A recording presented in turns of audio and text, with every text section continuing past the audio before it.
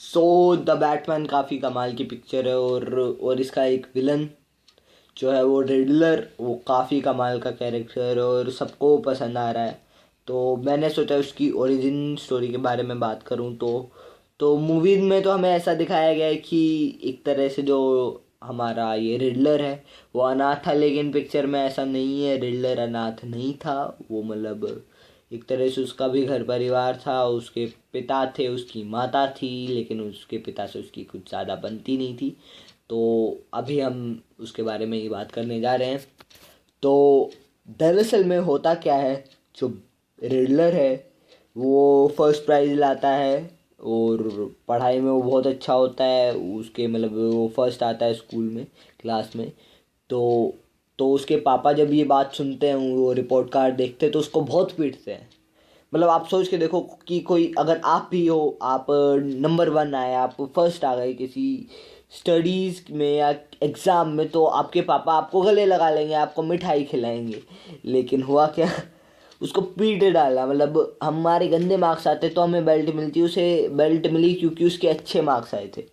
और वो भी उसकी उसके मतलब एक तरह से उसको खरीद के नहीं ली, अपनी बेल्ट उसके दी, मारी मतलब। तो ये कितना ज़्यादा अजीब होगा। और फिर वो बोले उसके पापा कि भाई तुमने पक्का चीटिंग की होगी, तुम अच्छे मार्क्स ला ही नहीं सकते। तो इतना ज़्यादा मतलब एक तरह से अपने बेटे को डिमोरलाइज करना भी कोई अच्छी बात नहीं थी। और वैसे ऐसा कुछ काम करेगा कोई पिता तो उसके लिए, उसके बेटे के लिए तो अपना पिता मर ही जाएगा। तो शायद इसी चीज़ को सोचकर ऐसा किया है कि पिक्चर में रिडलर को अनाथ दिखा दिया है। और क्या होता है, रिडलर एक कंपटीशन के लिए चीटिंग करता है, वहाँ जाता है और रिडल्स को, कई सारे रिडल्स को सोल्व करता है। तो क्या होता है, उसके पापा जो होते हैं, नहीं उसके मतलब जो उसका स्कूल होता है वहाँ कोई रिडल का कंपटीशन होता है। तो वो वहाँ जाता है और रात को वहाँ स्कूल में जाता है और कई सारी रिडल्स सॉल्व करता है वहाँ बैठ के। और इतना अच्छा करता है वो, मतलब फिर स्कूल में उस कंपटीशन में कि उसे फर्स्ट प्राइज़ मिल जाता है। और फर्स्ट प्राइज़ होती है रिडल की एक बुक। तो वो बुक वो पढ़ता है, सब करता है, देखता है, पूरी को सोल्व कर देता है। और वो मतलब काफ़ी इंटेलिजेंट था, जीनियस था। और और फिर उसने एक काम किया, अपने पिता से कुछ पैसे, मतलब उसके पर्स से, अपने पिता के पर्स से कुछ पैसे चुरा लिए। फिर उसने के पिता ने उसे कहीं और छुपा दिया, कहीं और छुपा दिया, कहीं और छुपा दिया, कहीं और छुपा दिया, लेकिन रिडलर उसे ढूंढ ही लेता था।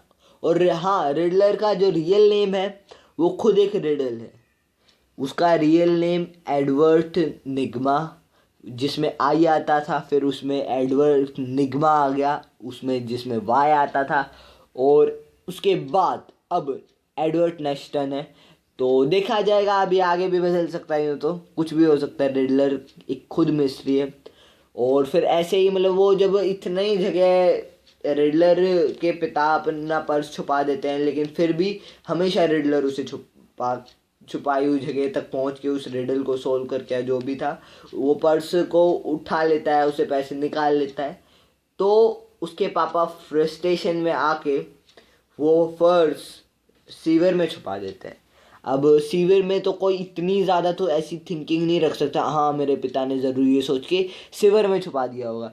लेकिन रिडलर ने वहाँ सीवर से भी ले लिया वो पर्स। और ये कोई छोटी मोटी बात नहीं है।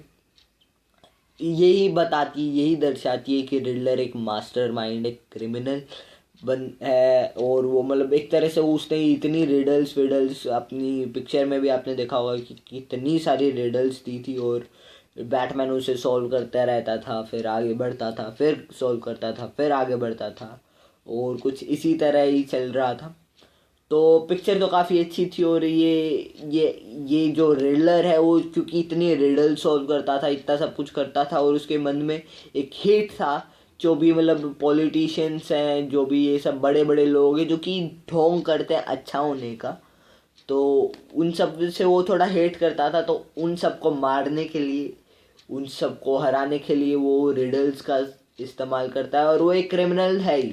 हमने हमने रिडल फैक्ट्री नाम की एक कॉमिक बुक में भी कई बार जगह ये पढ़ा है कि जितने भी लोगों को उसने मारा था वो सारे के सारे बड़े बड़े लोग थे और उन सबको उसने मार दिया। और क्योंकि वो मतलब उन्होंने भी पहले कोई क्राइम किया था या अभी भी वो कुछ क्राइम कर रहे थे, तो काफ़ी ज़्यादा अमेजिंग था ये सब। और रिडलर एक रिडल है खुद में, और इसी के साथ मैं आपको एक रिडल देता हूँ।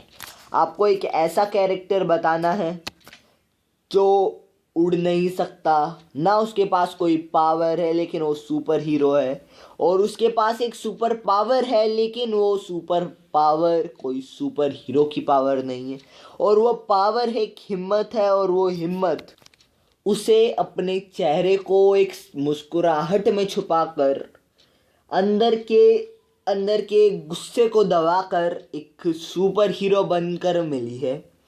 वो हिम्मत उससे तब मिली थी जब वो 11-12 साल का था, और वो हिम्मत उसे उससे मिली, उस चीज़ से मिली जिससे वो डरता था।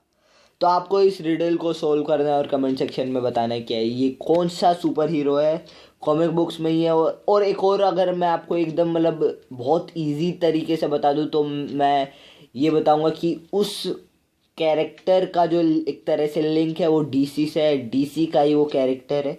तो अभी मतलब आप समझ ही गए होंगे शायद से, तो आप कमेंट सेक्शन में बता दीजिए।